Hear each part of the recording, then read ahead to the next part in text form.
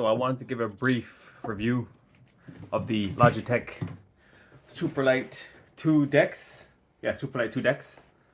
I just got it from El Giganten in Stockholm for Black Friday. I am a avid G703 user. This mouse has been with me for 4 years now. I love the shape.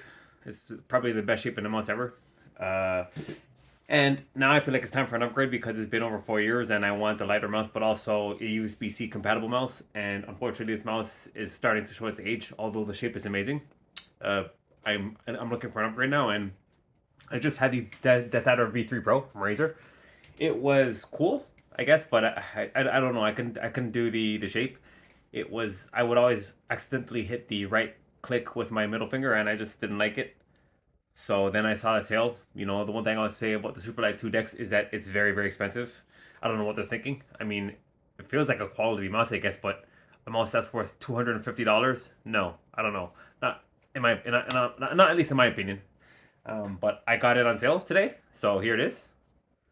Yeah, it feels nice. I was actually in DreamHack Stockholm back in 2 weeks ago or last week, and that's where I actually touched the mouse physically, and I really like the shape.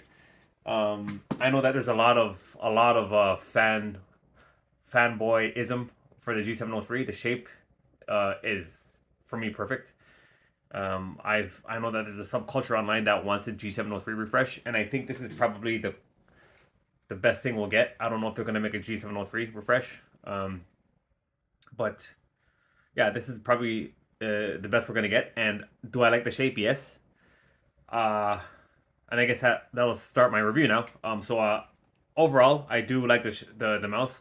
But before I begin, I'm an avid Fortnite player.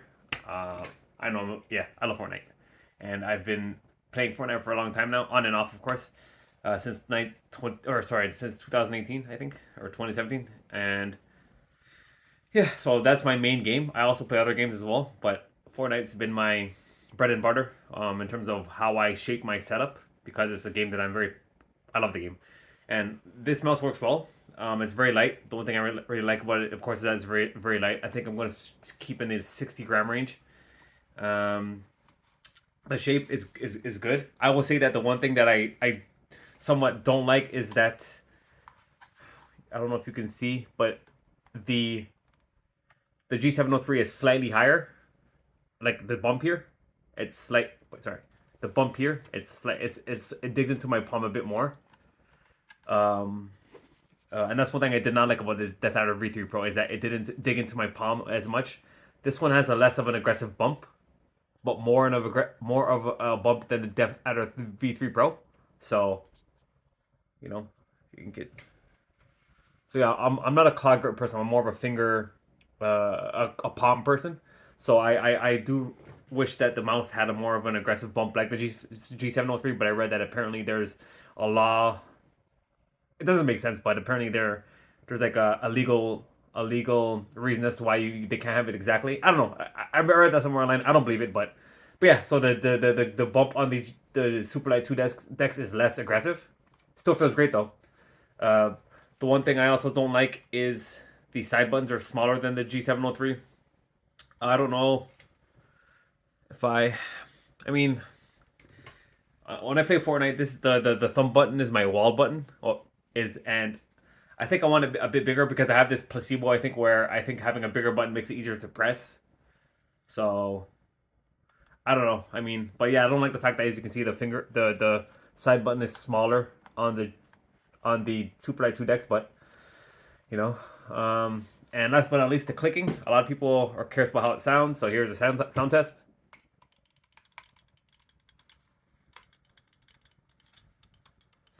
Yeah, that's how it sounds. And that's the G703. This is the G703.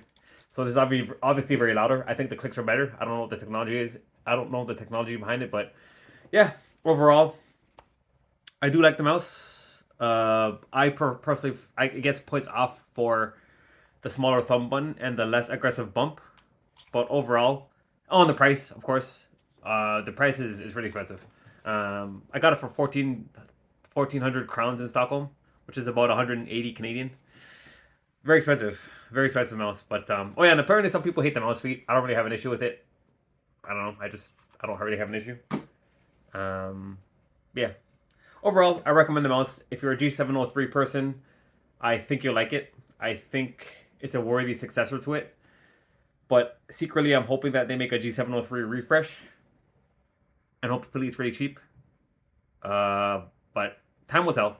But overall, I think I'm gonna stick with this a bit more. Or I might try the Pulsar Elite X3, which is a G703 clone, basically. Yeah, I must think about it. But overall, I do recommend them also. I do recommend them also. I do like it. The shape is great. It's light. It's USB-C compatible.